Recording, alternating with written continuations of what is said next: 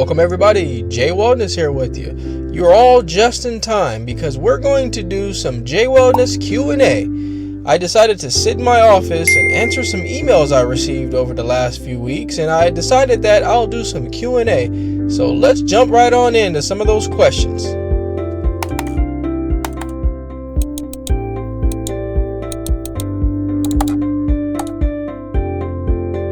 All right, let's pull up our first email here. Our question looks like it's from an Eva C. And she asks, what are some great natural ways to improve my sleep?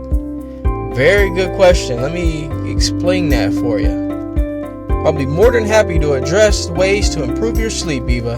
The first thing we like to try is I'd like you to develop a rhythm, a sleep pattern. So basically, I'd like you to choose a sleep time slot that you want to make your time that you decide to go to bed.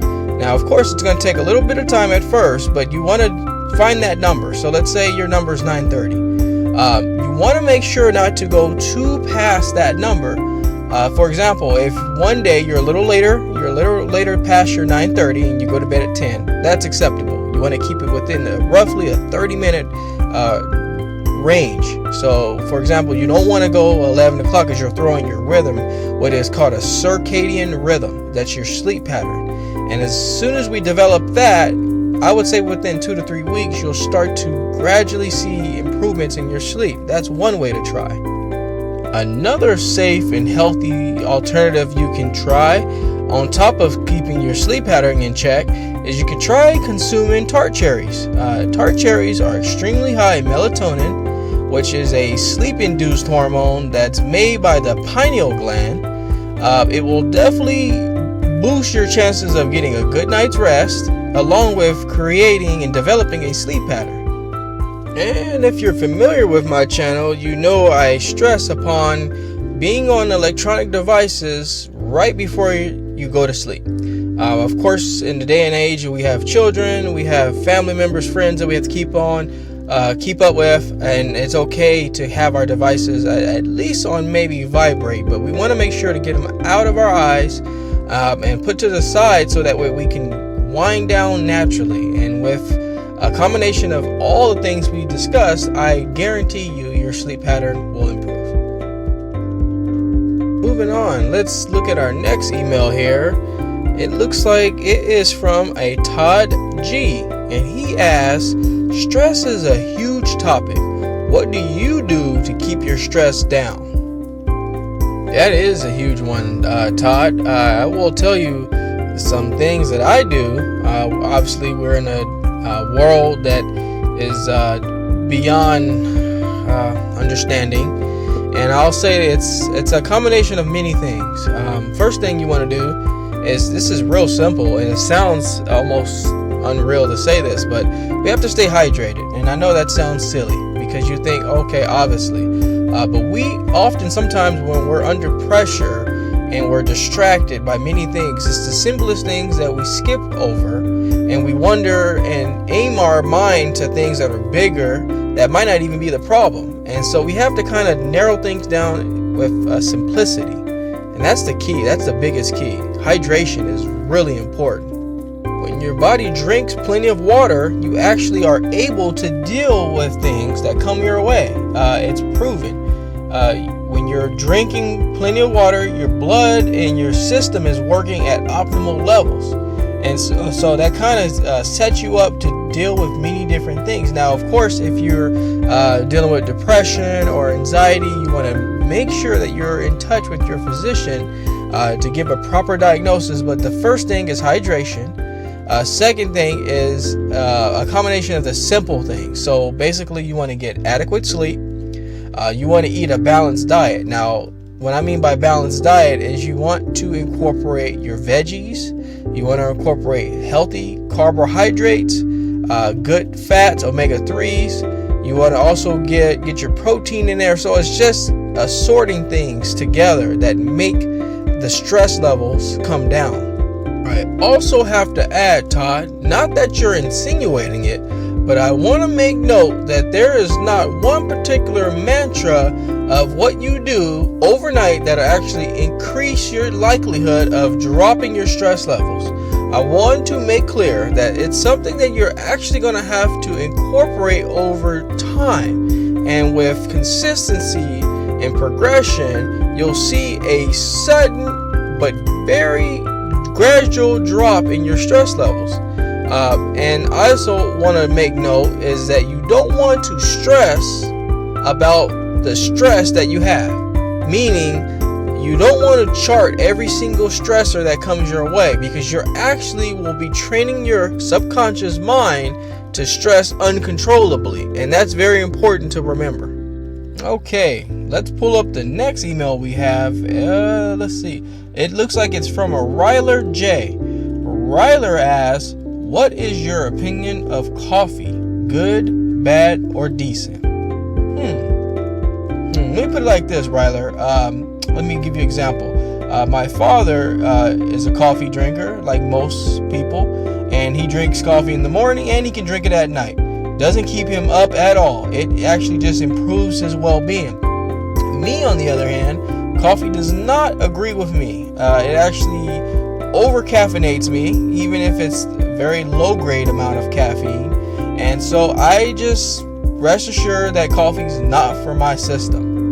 Now, as far as some of the health benefits, though, coffee is very notable to have higher grades and high amounts of antioxidants, improves your blood circulation, and of course the caffeine will stimulate you and help you get through things, boost your alertness, and also can assist with improving your metabolism. So it does have some health benefits there. But I will tell you this, Ryler, coffee is definitely produced differently from individual to individual. The benefits can range from good to bad depending on who you are. My example, of course, coffee does not help me. I actually don't need coffee in the morning, and some will probably say, lucky you, but it took time to build up tolerance to not need anything but just a good fresh glass of water or a scrambled egg to start my morning. But coffee, I will say, it depends on the individual and who's consuming it. Now, of course, Ryler, as you're aware of, there's tons of variations of different types of coffee. Of course, you know coffee can be added in frappuccinos. We all know that. Iced coffees, lots of sugar. That will definitely decrease its benefits. And so you want to make sure, in terms of the health benefits, you want to keep it as natural to the source as possible without all the additives. And that will definitely tell you that depending on your body, if it's going to improve how you feel or actually do harm. Of course, coffee contains high amounts of acidity depending on what variation you consume, and that can disturb others. And as well as myself, I do not like all the acidity. Does not help me. So you just have to find what helps you, and that will determine the benefits. Okay, let's move on to our last and final question. We're gonna pull it up here in just a sec. Looks like the next one we have is from Stella. She asks, what is a quick way to boost my mood? All right, Stella, let's jump into that quickly here. Well, I will say this, Stella, there is no particular remedy to boosting your mood instantly, but I will say with time, your mood will improve quickly. Now, if you're going about your day and you're noticing a drop in mood, it's going to improve how quickly you recoil from whatever it was that bothered you. And this comes with, like I said before, this kind of has a lot to do with the last question we had.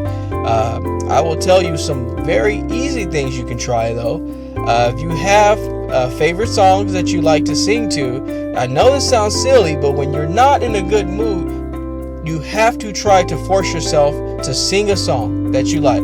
It sounds very silly and very simple, but again, what we mentioned before, simple is very, very effective. I find when you have this drop in mood, keeping your mind and body busy simultaneously is the key. Now, is it instant? Not always instant. Sometimes it does surprise you, and it can be quickly. You can get that positive burst real quickly. But I will tell you, when you have that drop in mood, do the tasks that It may not be your hobby, but do a task that needs to be done. For example, you need to do something outside. You have some yard work you need to do, or you need to wash something in the house. Go ahead and try to do those things, but do it with some good music in the background. Sing while you're doing those tasks. You'll quickly notice, now I'm telling you, this is really quick. You'll notice a spike in your mood almost suddenly as you continue to focus on what you're doing and the music that you're singing. Very quickly you'll notice that change. Now keep in mind, Stella, that it's completely normal to have a mood swing or two, but I guarantee you with the combination of a task and music that you like and love or like to sing all the time, you'll notice a spike in your mood. Now I do not know why exactly, but our brains love to be busy, and by doing something that like a task, you feel like you're accomplishing something. So in some way you're actually tricking your mind to thinking, okay, things are not so bad. So by doing a task, you feel like you're A, accomplishing something, and B, you're singing a song that you are familiar with. So you're giving your mind that sense of solidarity. I feel whole. So do those tricks, and I guarantee you'll feel much better. You'll see a spike pretty quickly. Alrighty, everybody, that concludes our Jaye Wellness Q&A. I hope you all enjoyed the Jaye Wellness question and answers, because I hope to do more of these. I've been receiving some health-related and wellness questions on my email, and I thought, hey, I'll put together a video and address those questions. And if you have questions of your own that you'd like me to address in the next video, please email me at jwellness@gmail.com. Because wellness is something that everybody digs, and if you don't, you soon will. I ask you all to subscribe to my channel because we cover a very wide range of topics, including nutrition, diet, and motivation, as well as yoga and meditational videos. But importantly, there's something that I have to tell you before I let you go. Being well is feeling well. Feeling well is doing well. Doing well is living well. Take care, everybody.